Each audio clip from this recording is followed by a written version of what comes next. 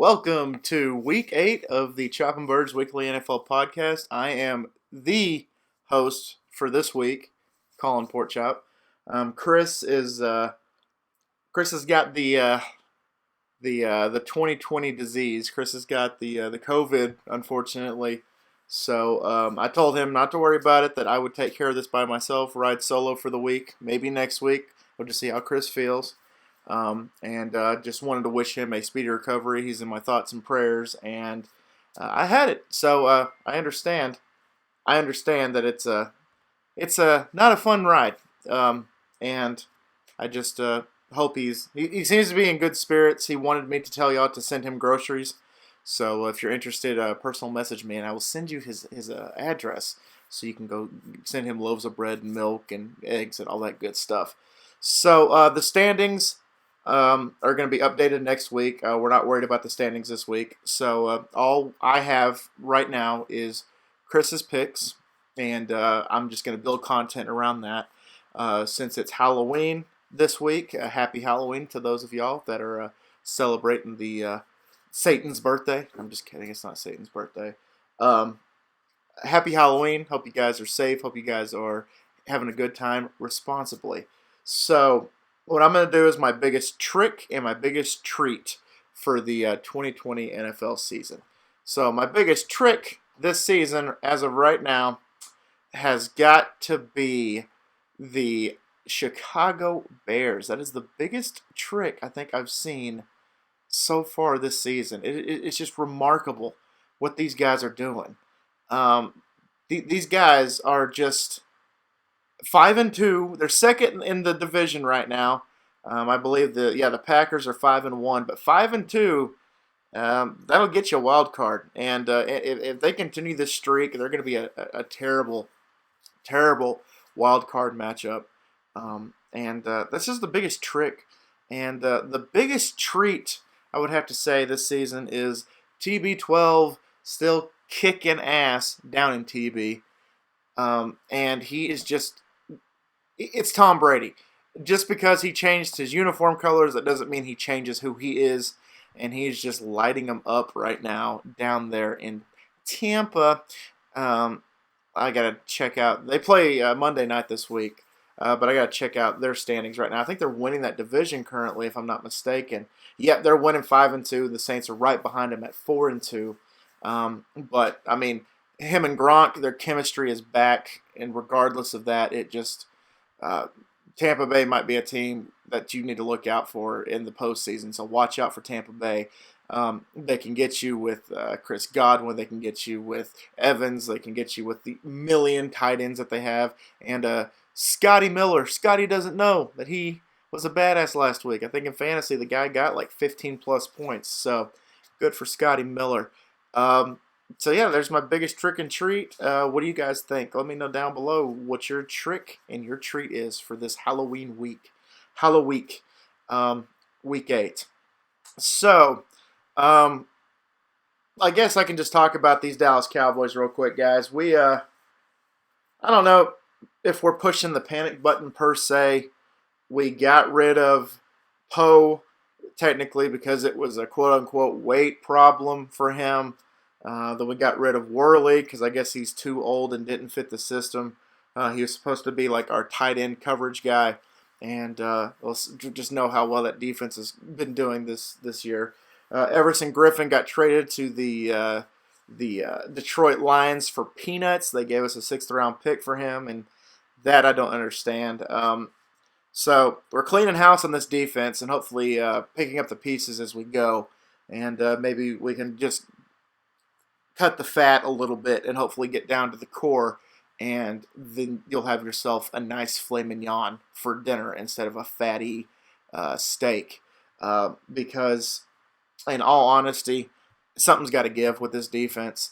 And I've heard reports that Jalen Smith, we might be kicking him to the curb by the end of the season because he's not living up to that contract at all.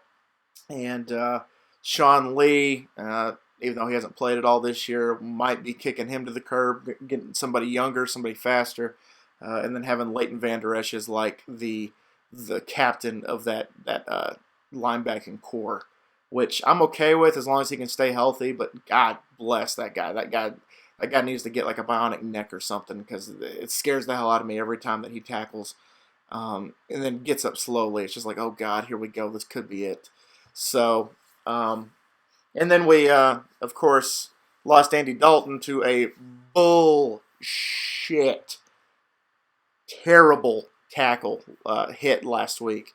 He's in concussion protocol, might be out for a week or so. So we got third string quarterback Ben DiNucci. If you have that on your 2020 bingo card that the Cowboys will be down to the third string quarterback, congratulations. You need to buy a fucking lottery ticket because, wow.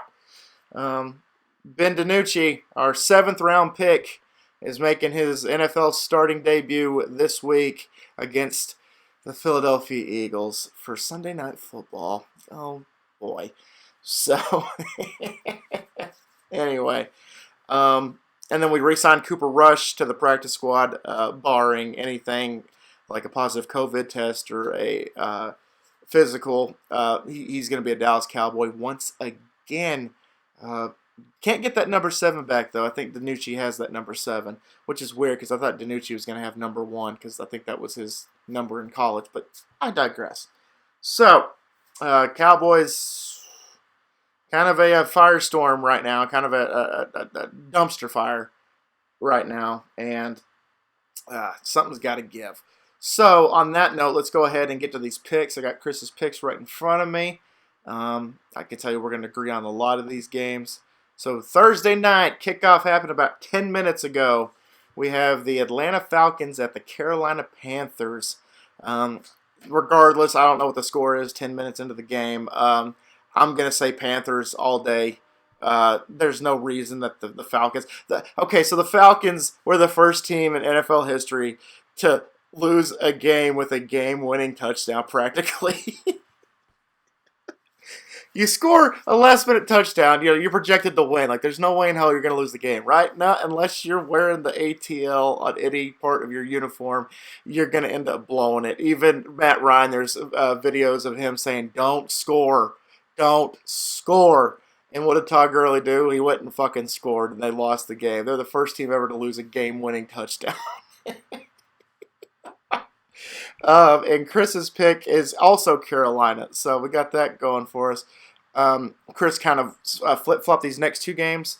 So at noon on CBS, we have the New England Patriots at the Buffalo Bills. Go ahead and get me the Buffalo Bills. Chris is also picking the Bills. Buffalo, this is a good team, and it would surprise the hell out of me if something just bad happened to them all of a sudden, like Josh Allen got hurt with a massive injury or whatever. But this is a team, I think, in that division that is a force to be reckoned with, even if you have Cam Newton as your quarterback. Next game, also on CBS, noon, that would be the Tennessee Titans at the Cincinnati Bengals. Give me Tennessee and give Chris Tennessee. I don't see a reason why the Titans are not going to win this game by at least 2 touchdowns. Cincinnati with Joe Burrow is a work in progress, and I think they eventually can become a good team. It's just you got to get more pieces around Joe Burrow and an aging wide receiver like A.J. Green, who has been a godsend for especially Andy Dalton. That was his godsend. They just have to get younger in that position.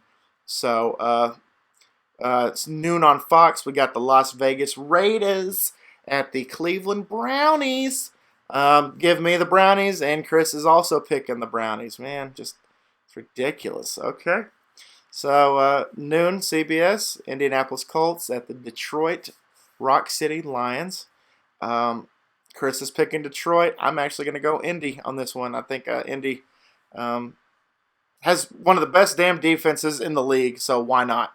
But Detroit did get Evers and Griffin from the Cowboys for peanuts. So we're just going to have to wait and see on how that goes. But I'm going to take Indy.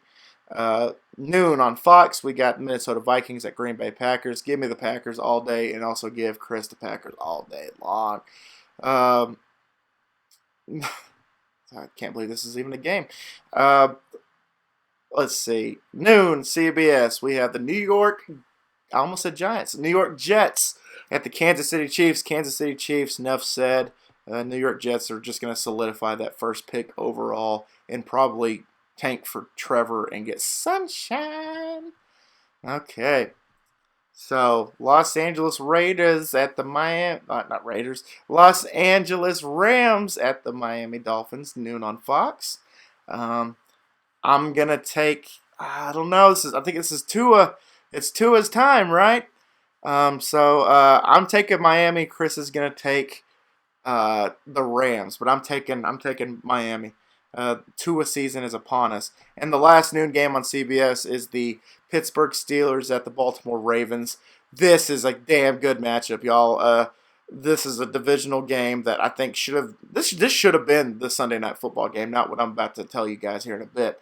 But I'm going to take Pittsburgh. Chris is taking Baltimore. Okay, 3:05 CBS.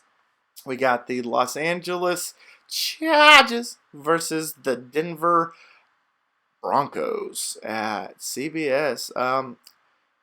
Chris has got the Chargers. I have the Broncos. Let's go ahead and go with the Broncos.